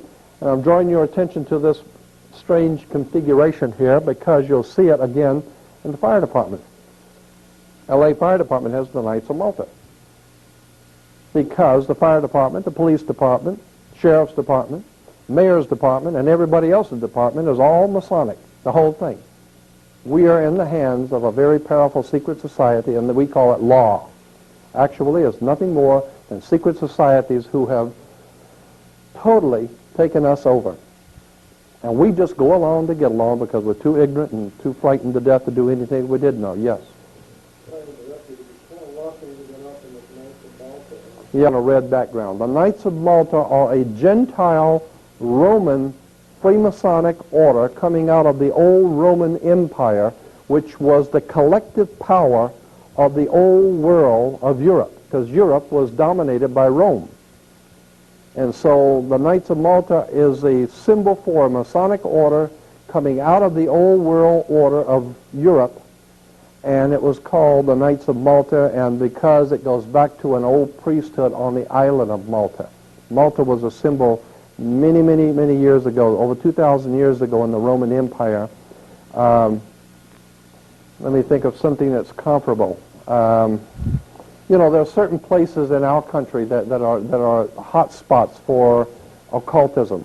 And in the Roman Empire, Malta, the island of Malta, was a place where you go there and those people are really off the wall out there. They got strange stuff going on there, occults and all that kind of stuff. So Malta was always a symbol for occultism in the ancient world. And so the Romans had what they call the Knights of Malta, the Knights who operate. Yes? No, the Illuminati, the Illuminati is a relatively new phenomena in Freemasonry. It came in 1776 with Adam Weishaupt. But what the Illuminati was merely a course correction in Freemasonry. There was the Roman world under the Roman domination of Europe, Freemasonic orders. There was the coming out of Spain, France, the coming of what is called York Rite or Scottish Rite Freemasonry, England, Spain, France, coming into America to found a new world order, but above them, above the two orders, which is the eagle with the double head, implying that both sides, both the old world order and the new world order, are being dominated by a third one. And that's what Ian Fleming in his James Bond novels was talking about, that there's a third power over the two. And it's controlling both. And that's the Illuminati. No, this is just showing the Knights of Malta symbol, which is Roman Freemasonry, but it shows how they don't mind using both sides, as long as you remember that America is a York Scottish Rite country. They don't, you know, they're symbols of Freemasonry, and what I have to do is I have to show you their works, their reference works that explain these symbols and how they connect, because they're very open with it. They explain their symbols and how they got here and what they mean and why they allow them to be used. I think the first confusion is all working together for the Yes. No, they're all working together for the same goal. The same goal is to create chaos, to have Adolf Hitler fight the United States, have Russia fight America, have China fight. All of this stuff is being orchestrated from a higher Masonic order. Well, that's the thing that there's been a lot of conjecture on. There's been a lot of books written about that. Ian Fleming wrote his James Bond novels. He called it Spectre. Remember, somebody, the secret, petting the cat, and he's putting the West against the East all the time. And Ian Fleming, when he was interviewed on David Frost's show, they asked him, who is this Spectre, this third power group that's always getting the East and the West at war? And he said, England and America and the Western world are aware that there is a third power in the world that pits the two together. And that is operating, he said, out of Switzerland. That's what I think is why Switzerland is a neutral country, because that's where the big boys live. And you don't mess with, yes, the World Bank. As a matter of fact, in Switzerland, there's a large building in one of the cities of Switzerland, and I had a big color picture of it. I don't have it on slides now. There's a large building in a big downtown city in Switzerland, and it's a round, perfectly round building, enormous in size, look like maybe 2 or 3 blocks round circle, and it's divided into equal three, into an equal triangle.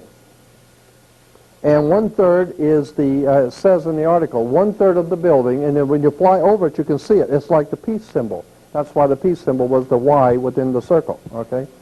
It was called in runic, in the old German runic, it was called the peace symbol.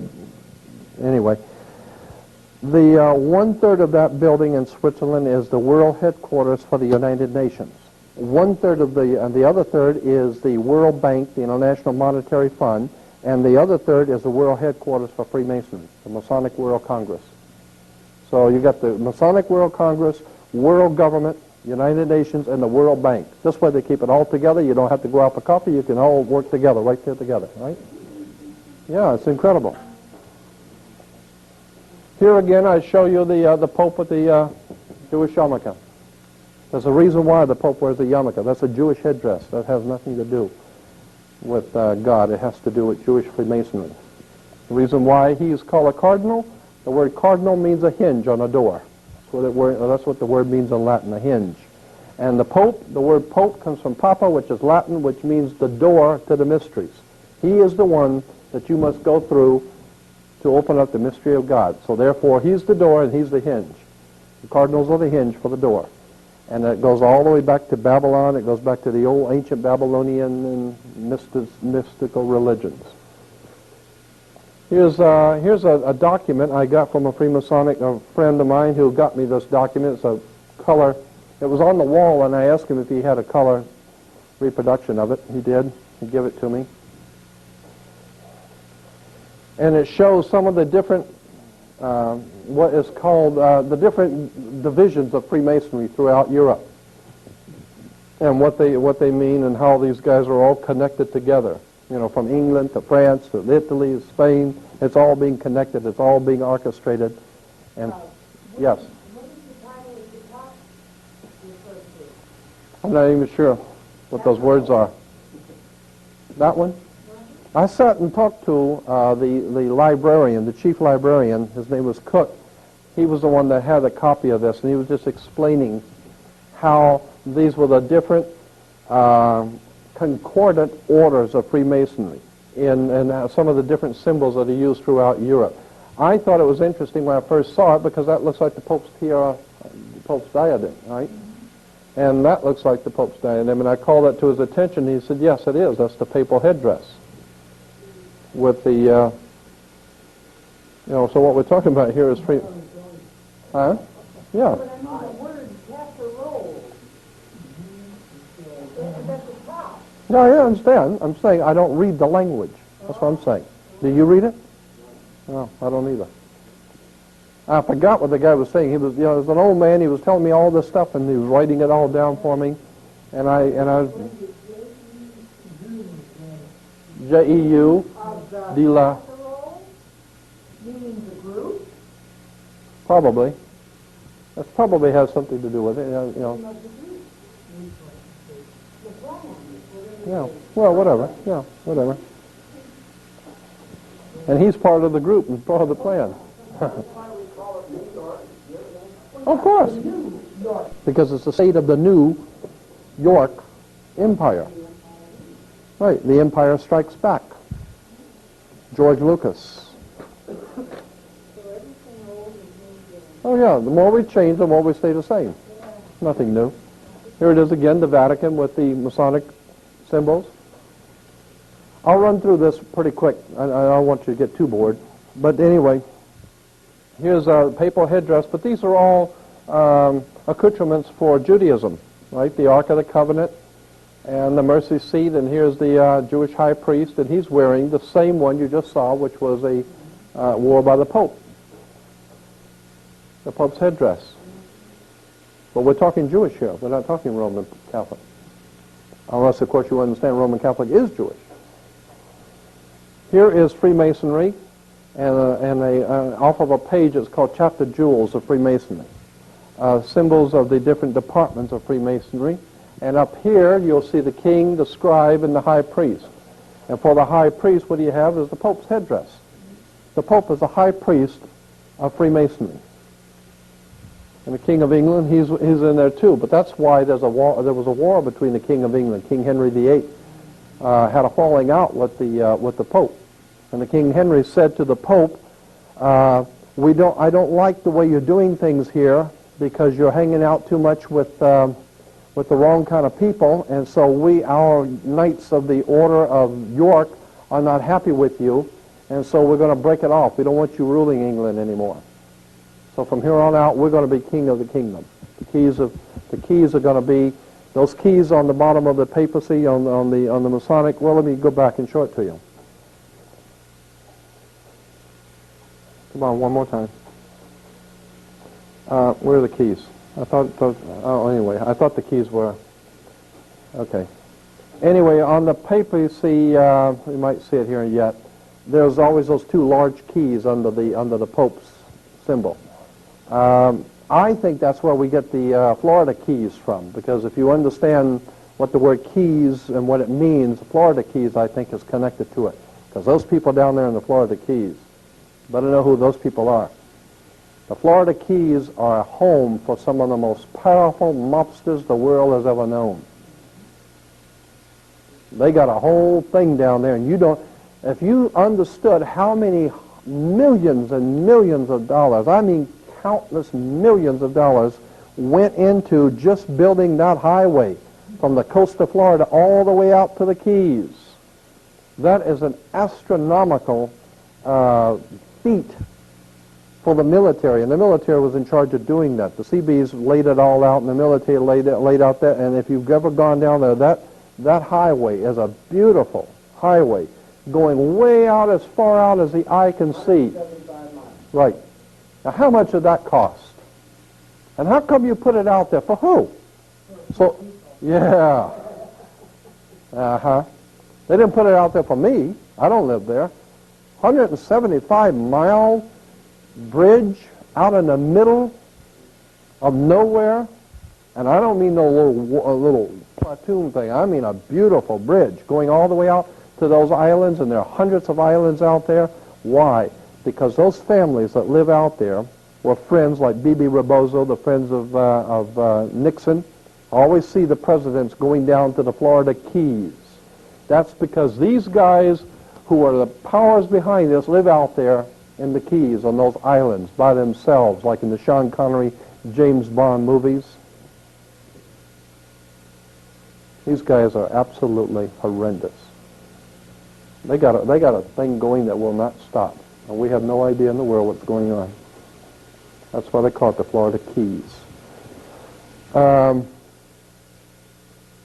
Again, I say within the triangle of Freemasonry, you have the Pope's hat. Here is the breastplate of righteousness for the Jewish high priest, the high priest of Judaism, with the Masonic apron, the fleur de lis, which is a symbol of France, which is a symbol of sex, joining the male and female, and he's wearing the Pope's headdress, okay?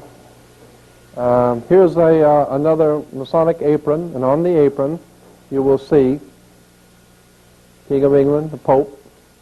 Incidentally, that's why when you go to college, you get out of high school, you wear, when you graduate from high school and college, you wear a black robe, same black robe that a priest wears. It's the same black robe that a judge wears. And the square you wear on your head when graduating is called a martyr board. It's a square of Freemasonry. So if you go to church and you do things right and you stay in line, you're square. Hmm? Yeah. And here is what we call the Royal Arch Freemasonry, which we saw before, Royal Arch. And that stone right in the middle that holds the two sides of a Royal Arch together is called a keystone. That's why Pennsylvania is called a keystone state.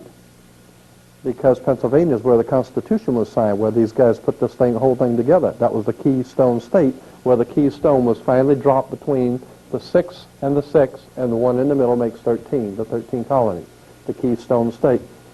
Again, it says, for the Royal Arch chapter, note the headdress of the principals. We're talking about the Royal Arch chapter, right? And note the headdress, again, the Pope, the King of England. Now, we have something here, these symbols up here, this is what is called, and I can't remember if it's a 60 or the 90, but I'll do it again. This is a I think the 60-degree square of Freemasonry, with the G for geometry in the middle, the 60 and incidentally, the reason why it's like this is because of the triangle pointing down and the triangle pointing up. You know, if you cross them, then it becomes the Star of David. That's why it's there that way. Yeah, that's it. And that's according to the Masonic, Masonic books. They say it's actually a takeoff on the Masonic Star of David. Triangle up and triangle down, but this is the 60-degree square. All right. On them, anytime you see like the Olympic stars or any of these other, they always have the ribbon, right? Anytime you get an award from the government, it's on a ribbon. That's called a 90-degree square. That's a square, but it's at the 90th degree, a 90-degree square, okay? You have to keep that in mind because that's a Masonic square, okay? Here it is, the 60-degree and the 90-degree. Okay, I'll back it up. I was wrong. That's the 90-degree, and this is the 60-degree. 90-degree square, 60-degree square. Well, it has to do with, figures the square of the 90-degree, and here's the square progress of the 60-degree, okay? The 60 and the 90 degrees. And what are we talking about here? We're talking about Freemasonry, okay? Here it is again. It's the same as the square of Freemasonry. Here you see it, the 90-degree and the 60-degree in churches. You know.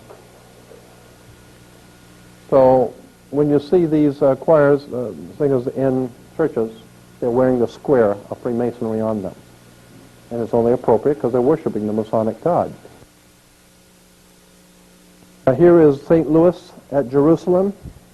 According to, I don't know if this you can't see this too well, but it says St. Louis at Jerusalem. According to Masonic history, the man who first captured Jerusalem for the Knights Templars was St. Louis. Well, they honor St. Louis with the Royal Arch in St. Louis, the Royal Arch. Yeah, in St. Louis, the Royal Arch degree of Freemasonry. I mean, these guys are good. They do all this stuff and crap in front of you, and you have no idea what. Yeah. We look at all these things and have absolutely No idea in the world. It's all connected. There's nothing happening by chance. And there's no problem with economics in this country. There's no problem with lawlessness in this country. There's no problem with anything. This is the strongest, most powerful nation on the face of the earth. So if there's any problems, it's because they are causing the problem to keep you agitated and frightened and scared and in control. Ordo ab chaos. Here's something called the Summit of the Arch. This is from a State Department bulletin. And here it's, I don't know if you can see that, the reading. It's the meeting of all of the top criminal families in the world. You know, the Germans, the American, Margaret Thatcher. These are all the heads of state in the Western world. And it's the giant glass pyramid. Of course, they would have their picture taken in front of the pyramid in France, and that's why always in any great wars and all the time of world trouble, you always have to have a Paris Peace Conference. You know, in Vietnam and Korea, you always go to Paris because Paris is the home of the French Grand Orient Temple Masons, right? And so here you got the Summit of the Arch. Why would they call this the Summit of the Arch? For the Western world's financial and the leaders of the Western world. Here's a little Masonic library to show you how it's connected with religion. We got Masonry, Mormonism, and Freemasonry from the Masonic Lodge Publishing. So Mormons are founded by, organized by, directed by, and financed by the Freemasons. Joseph Smith and Brigham Young, the two leaders of the Mormon Church, were both 32nd degree Freemasons in the Scottish Rite. There's another book, The Relationship of Mormonism and Freemasonry. Here's Mormonism and Masonry. Freemasonry in the Book of Mormon. Here's that's why in Utah we have Zion National Park. Zion National Park with the great white throne. Incidentally, it's not black throne, it's a white throne. And that's why America is ruled from the White House, not a brown house or a yellow house, it's the White House. Okay, and that's because England is ruled from what is called Whitehall. Whitehall is the central power of England, Whitehall. Do you think there's any fashion with the salamander showing that they had in 87 I'm telling you, the people who are running this country are the most powerful criminals the world's ever known. Oh, wait a minute. Should we take a break? Okay, let me back it up then. Huh? Oh, okay. That way we'll make it work out all right on the tape, okay? So, all right, let's get past this one thing and then we'll take a break. Masonic orders of fraternity. This is taken from a Masonic document. The direct descent of the essential program of the esoteric schools was entrusted to groups already well conditioned for the work. The guilds, trade unions, similar protective and benevolent societies have been internally strengthened by the introduction of a new learning. The advancement of the plan required an enlargement of the boundaries of the philosophical overstate. A world fraternity was needed, sustained by a deep and broad program of education according to the method. There's a method to this education that we're getting. Such a fraternity could not immediately include all men, but could unite the activities of certain kinds of men, regardless of their racial or religious beliefs or the nations in which they dwelt. Here's the point. These were the men of towardness, those sons of tomorrow whose symbol was the blazing sun rising over the mountains of the east. Remember Shell, oil, okay? What it's talking about is that the conspiracy already had knowledge that the guilds, the trade unions, similar protective and benevolent societies were perfect grounds for control. So you set up the Red Cross, you set up the Painters Union, you set up these unions and benevolent societies and this and that, set them all up to ostensibly, of course, protect the people, to help the people, and protection, when in fact they're being organized and directed to control the people. And it does, and such a fraternity could not immediately, we can't explain this conspiracy to everybody, we can't count in everybody on this, but we could unite certain kinds of men. As long as we all understand what's going on here, we could unite these different organizations together. And the symbol for these men, these were the men of towardness, whose sons of tomorrow, these sons of tomorrow, whose symbol was a blazing sun rising over the mountains of the east. That's important. These were the men of towardness, the sons of tomorrow, whose symbol was the blazing sun rising over the mountains of the east. While it is difficult to trace the elements of a pattern never intended to be obvious, the broad shape of a design is dimly apparent, the invisible empire. So it's saying it's very difficult to put all of this together, but the reason why it's difficult is it was never intended to be obvious anyway. If you're on the inside, you know there's a design, but on the outside, it's not supposed to be obvious. Okay? Here's where they're getting this from. This is from the old Assyrian Babylonian mythology. The sunrise, the god Shemesh appears above the mountains of the east. Here's God's sun rising over the mountains of the east. That goes all the way back to Babylon. Here it is in Hebrew theology, the sun rising, Israelites at Mount Sinai. The sun rising over the east. Shell, the sun. The sun rising on Hebrew Jewish Freemasonry. Here it is, the Kabbalah. We're talking about the Kabbalah, and here on the back on chapter 9 is called the way of one who is caught between the suns of a dying and a dawning day. The one caught between the one who, no wait a minute, the way of the one who is caught between the suns, implying that there's two suns. There's a sun going down and a new sun coming up. The old sun of the old world order, Rome, is going down. Vatican, Europe, is the old sun, and it's going down, and there's a new sun coming up on America. There's a dawn of a new day for America. It's going to be the king of the world now. 1,000 points of light. All right, so what we're talking about here is between the suns of a dying and dawning day. George Washington said, here's his chair. where he signed the says, "But now at length I have the happiness to know it is a rising and not a setting sun." I now at length have the happiness to know that it is a rising and not a setting sun. So Washington understood. This is a priceless relic of the Constitutional Convention, the rising sun chair of George Washington. Huh? Yeah, with the Fijian cap, yeah. As a matter of fact, yeah, let me go back on that. The Fijian cap, that's the old cap of the Fijians. Huh? And the reason why, I mean, I could get into this too, I'm not going to right now, but there's a reason why. We'll get into that another time. That's very interesting too, the Phrygian cap.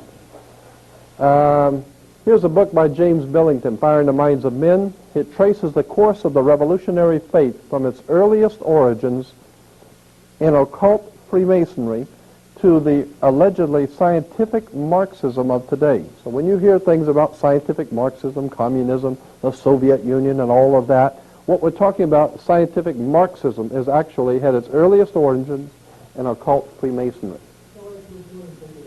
And James Billington has written some brilliant books. He is a Rhodes Scholar, like the new president. He's a Rhodes Scholar also. He teaches at Oxford. He's probably taught our new president. He is a really establishment boy. This guy is well thought of by all the gangsters and top of the governments of the world. He's their boy. And he is a very, very brilliant man. He's put out some very thick books on Illuminati and Masonic. This whole book is dealing with the Masonic symbols and emblems that are used throughout the world and what they mean, and what a tremendous book. But I was showing you this only because in relation to Marxism, connecting it with the origins in Freemasonry, okay? Again, here's a page from an encyclopedia on Russia, and over here you have the flag and this national coat of arms. The national coat of arms talks about the rising sun is a symbol of the dawning of the new day of communism. New day is in quotes, okay? The rising sun is a symbol of the dawning of the new day of communism, all right? This symbol came out for the Soviet Union 1930s, late 30s, mid to late 30s. It originally came out at that time. In New York, we have the dawn of a new day, dawning of a new day of communism, and in New York we have for the World's Fair in 1939 the dawn of a new day. There's connections between the New York World's Fair and the coming of the Soviet Union. Somebody's trying to tell us something in New York. Sun rising in Russia, Soviet Union, sunrise. Here's the, what is it, half a dollar?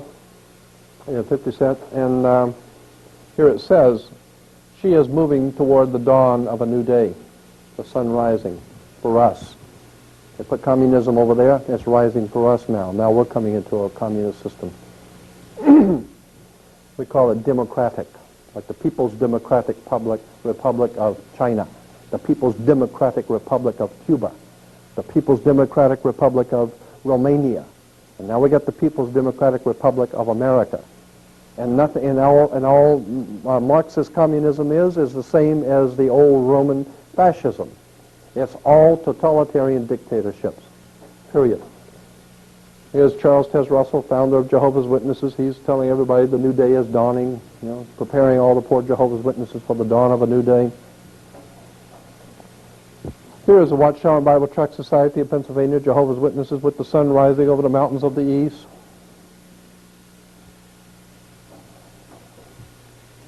Here's a Christian distributor for Christian materials called the New Day, sun rising over the mountains of the east.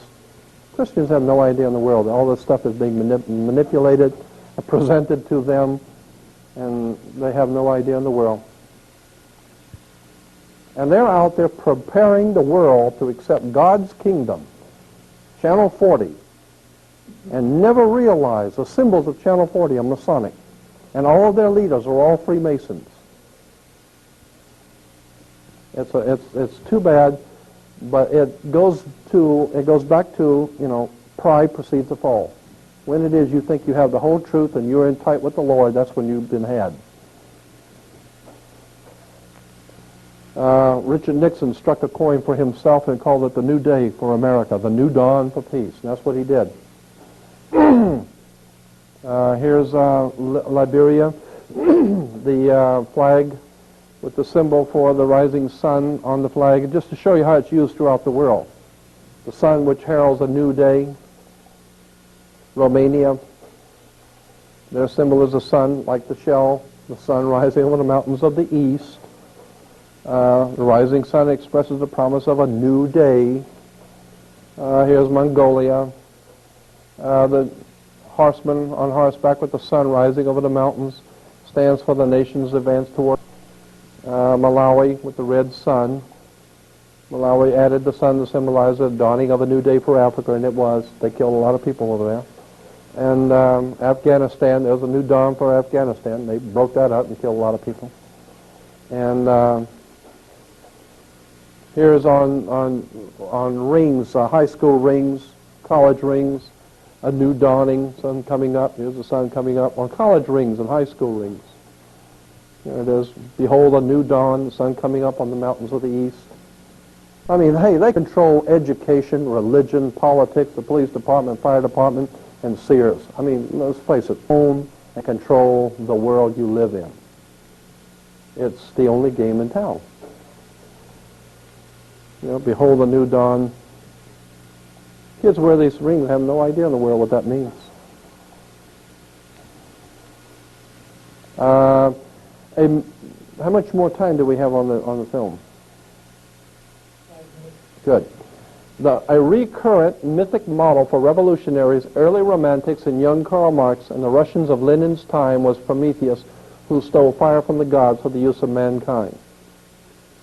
I'll read it again. A recurrent mythic model for revolutionaries. A model for revolutionaries.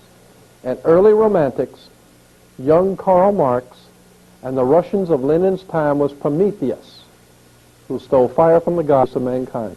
Prometheus. Here in New York, at Rockefeller Center, we have the Prometheus Fountain, the Masonic Square, Freemasonry, and in front of Rockefeller Center is Prometheus on the Promethean Fountain, who stole fire from God.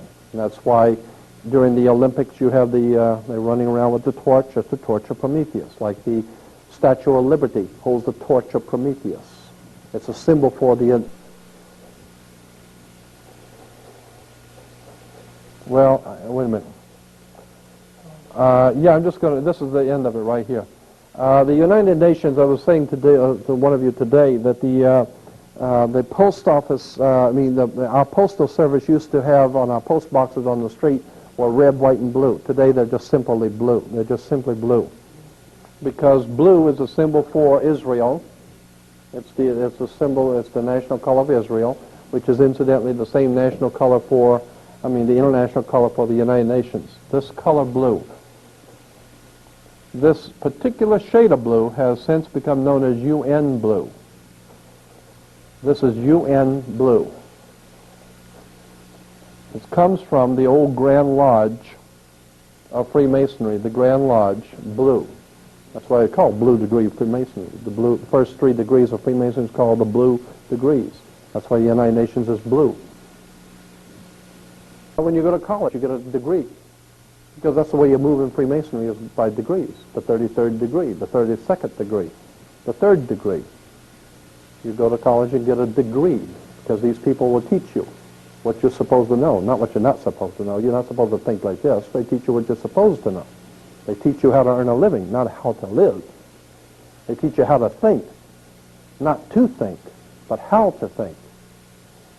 And so that's why college, they call you an alumni, because you're an illumini. You are illuminated. You've been enlightened by the powers that be.